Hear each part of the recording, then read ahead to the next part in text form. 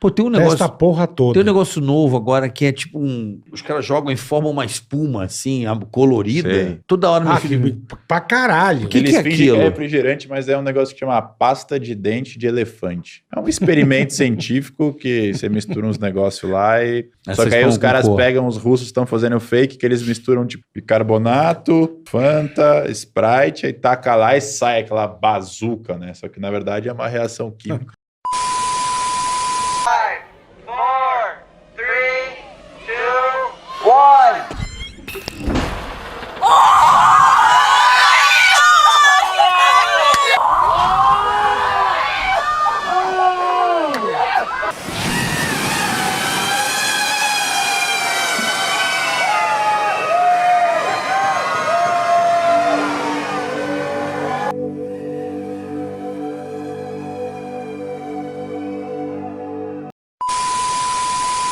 Pô, tem um negócio. Essa porra toda. Tem um negócio novo agora que é tipo os caras jogam e formam uma espuma assim, colorida. Sei. Deixa eu ver essa porra. Já vi. Toda hora me fica.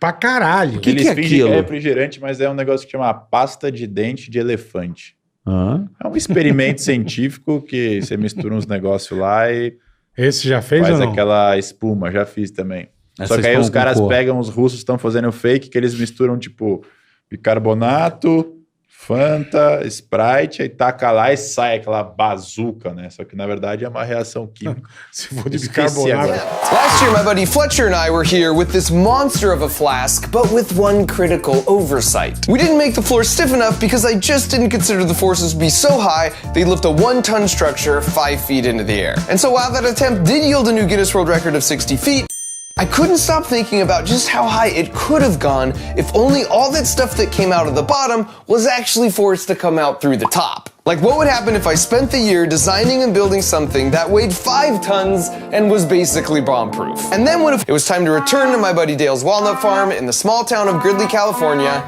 and get to work? And while I'd love to take credit for single-handedly digging out the entire Orbeez pit, the truth was, as word got out about Brody's story, the good people of Gridley came out to help in droves. So Arnie here, who's been operating a backhoe for 60 years, volunteered to dig the Orbeez pool, while Dave, the town master carpenter, started working on the skateboard ramp. I even harnessed some child labor to prep the devil's toothpaste troughs, although it sort of backfired when they began to protest against their harsh working conditions. Which just left my nemesis, the giant elephant's toothpaste flask. And this time I was taking no chances, and so for the base we laid a concrete pad which would be attached to the flask with 33/4-inch bolts with a total clamping force of 80 tons. And then instead of a structure made of 2x4s, the plan was to use 5 tons of steel all fused together by the town welder Jeff. On top of that, we designed the flask to be 20% bigger. So now all we needed was a 20-second build montage to get it all done.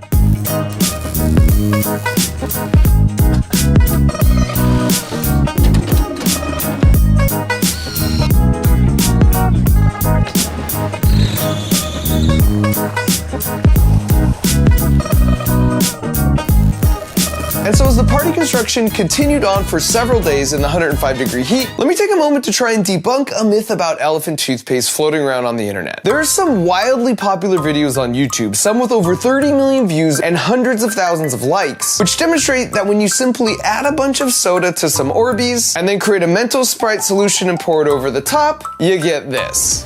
Which is pretty impressive. Look at that. This also works with Mentos? Why didn't Mark Rober tell us that? Maybe he didn't want us to break his record. True. Now, I had a slightly different hypothesis, which was that these guys were faking the science and lying to people for YouTube views. So as firm believers in the scientific method, Science Bob and I tested that hypothesis. And as it turns out, if you follow their exact methodology, then combine the mixtures and run real fast, exactly nothing happens. And even if you don't trust our demonstration, well then you're gonna have to explain how the balloon shadow somehow stops right here at the edge of the hole, and where these orange globs are splashing up from, and how the hole itself completely changes shape from this frame to this one once they've removed their layer mask. The way they actually did that is the same way elephant toothpaste is always made, and that's to mix the correct amounts of hydrogen peroxide, soap, and food coloring. Then you just add a catalyst, like potassium iodide. And in preparation for this year's party, we also played around with the devil's toothpaste formula we discovered last year with, at times, very interesting results. Now, as a reminder, this is normal elephant's toothpaste,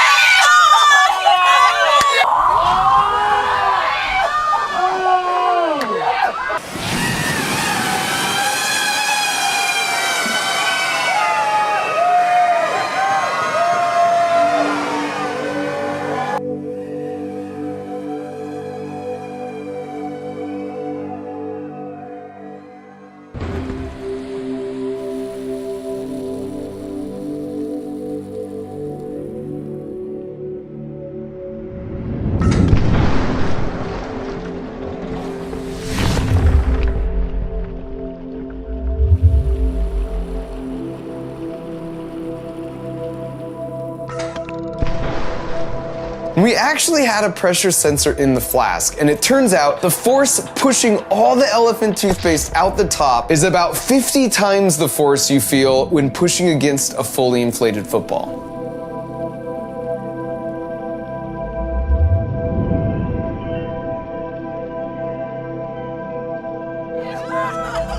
Oh my god!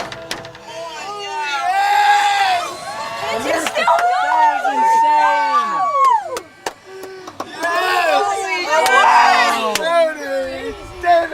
That was so cool. The mannequin's still there. Wow. Oh, look at that. It's like a volcano. Whoa! See, it's still like barfing out the top. Oh my gosh. Was that better than going to the doctor's office? Yeah. Look how far over it went. Wow. The flask staying together. You got me once, elephant's toothpaste. You don't get me twice. And in fact, when you do a side-by-side comparison of the max height from last year to this year, I'm happy to report we absolutely destroyed the previous record by nearly a factor of 5, rising to the height of a 25-story building at 250 feet. And so with a new Guinness World Record under his belt, I still had one grand final surprise for Brody.